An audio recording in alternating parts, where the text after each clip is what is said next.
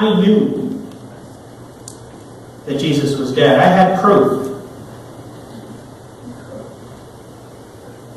We made sure when we laid him in his tomb, but not that there was any real question. After what he had gone through, there was not any real question about whether or not he would be dead. Not long before sundown, my colleague and I went to Golgotha to remove the body. We had to do that. Because if we hadn't removed it, the Romans would have left it up on the cross, which is what they usually did.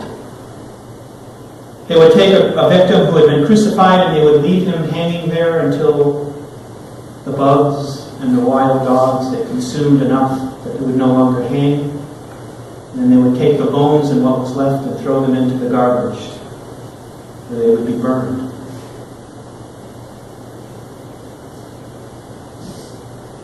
So my friend and I, we went to the cross, and we stood beneath it, and we reached up and we rocked the patibulum, that's the cross piece. We rocked that back and forth until we could move it off the mortise joint. And then we had to take it down, and it's very awkward. We have a full-grown man nailed to this board. Very awkward to take it down. And then we discovered that we had forgotten to take the spikes out of the ankles, so he had to lay face down in the dirt. And he laid face down in the dirt while my friend and I worked the spikes out of the cross, until finally his feet were freed and we could turn the body over with the patibulum still attached.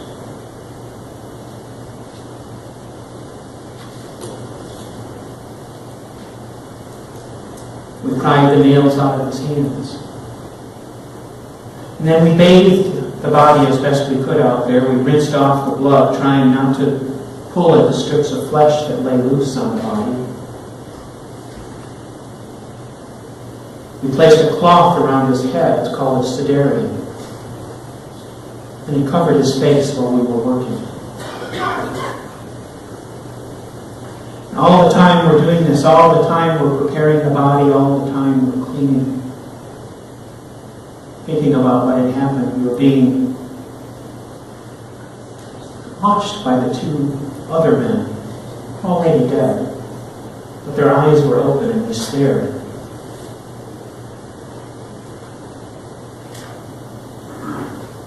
But we laid out the linen burial shroud that I had bought, and we picked him up kind of awkwardly, and we laid him on the cloth. And I remember that after we laid him on the cloth, we had a hard time with the arms because the rigor of death had already started to set in. So his arms were stretched out wide, and they wouldn't fold. And we had to force them.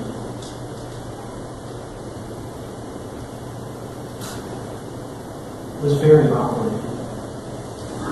And it hurt. It hurt us.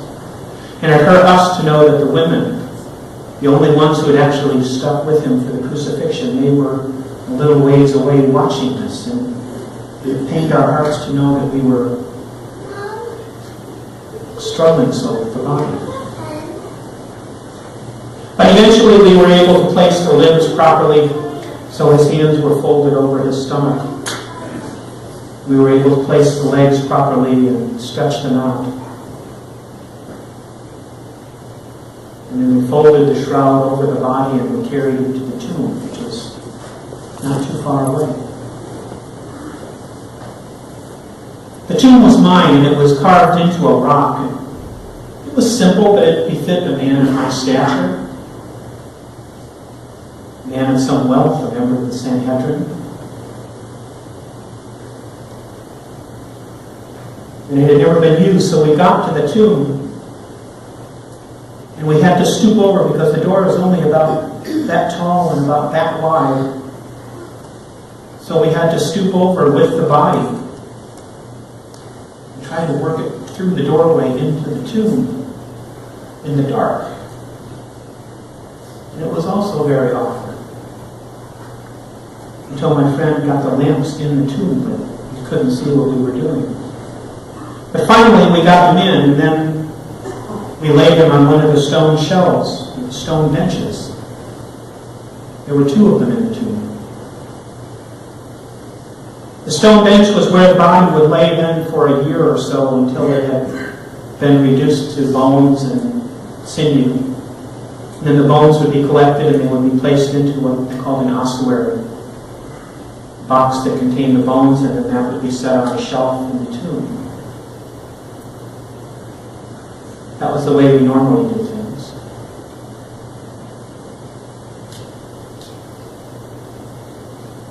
It was the way that we could honor somebody after he was dead.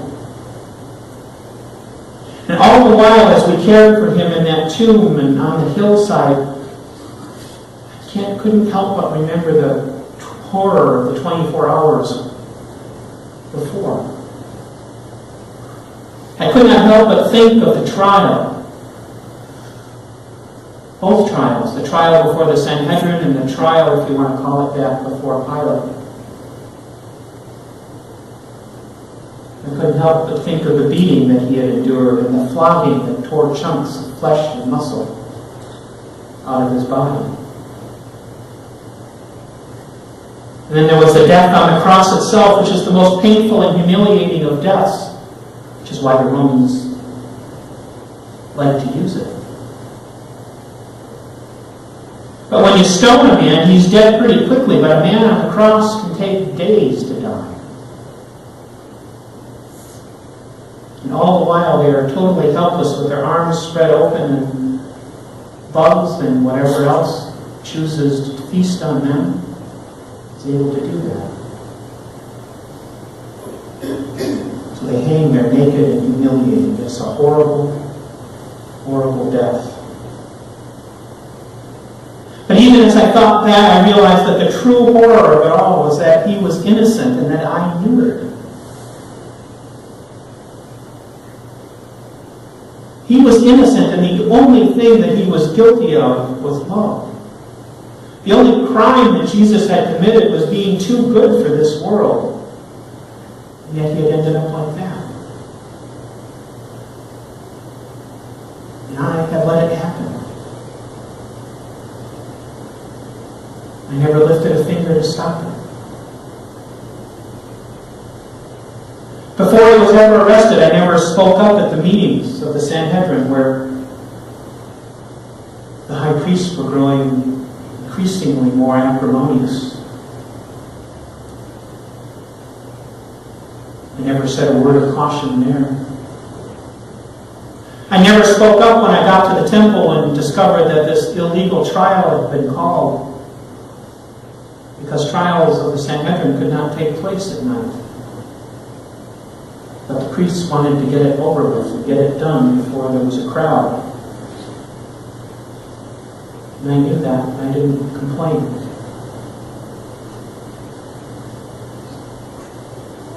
And during the trial before the Sanhedrin, and even during the trial before the Roman Pontius Pilate, I never spoke in his defense.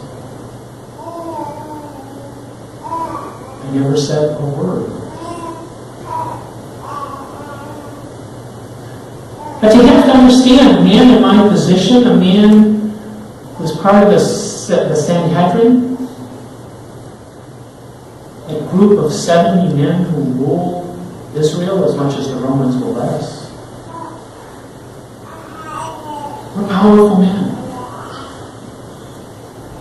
I'm a respected man, a wealthy man. I have a family, and there is just so much that I have to lose.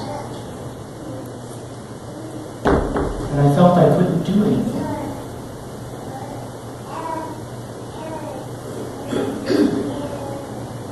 Honestly, until I saw Jesus die, I never imagined how much more I stood to lose by doing nothing.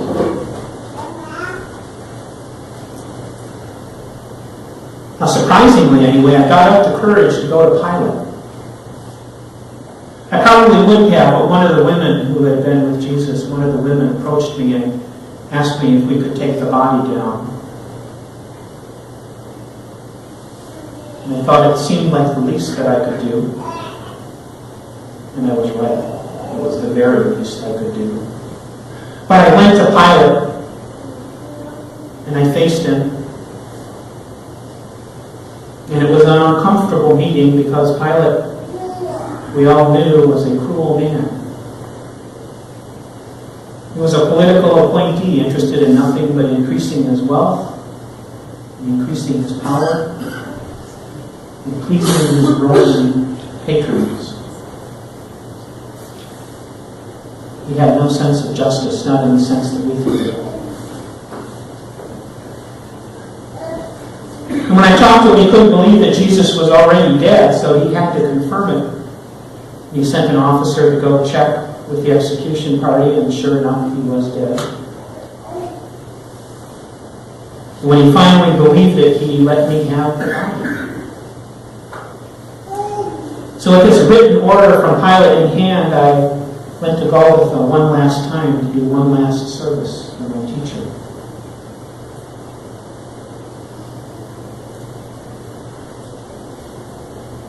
And so there in the tomb, in the gloomy darkness of the tomb, with the flickering light of the lamps, I moved the shroud away and I unwrapped the civarium from his head, and I looked into those eyes that had once been so alive, so full of love and caring, and now they were just empty.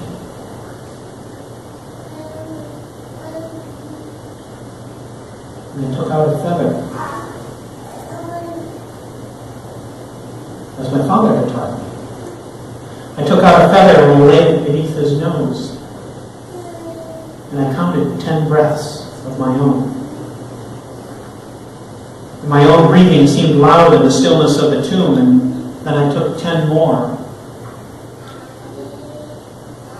And the feather never moved. There was no breath of life within this man, Jesus. So I knew he was dead. So we wrapped his head once more, and we tucked in the shroud, and we bound it lightly because we knew the women would be coming in a couple of days after the Sabbath.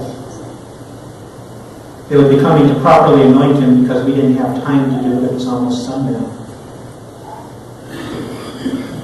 We blew out the lamps which plunged the tomb into darkness, and we stepped out and rolled the stone in front of the door, thinking that this chapter was done. And I felt as though I had buried a bit of myself, maybe my soul, with him.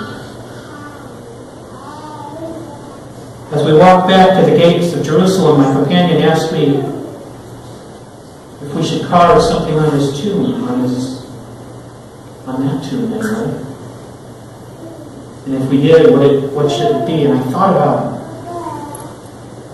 Thought about it until I reached my home in the upper city, and I thought back over everything I had seen and everything that had happened, and I thought about everything that I had not done. And then I knew. I knew what we should carve after the Sabbath. It would say, Jesus of Nazareth, Son of Yahweh, voice of love, victim of silence. Because even the finest tomb and the most eloquent eulogy could be outshined by a single voice that had said, "Stop. This is wrong." I had not raised my voice. And it was too late now. I would have to live with what I had not done.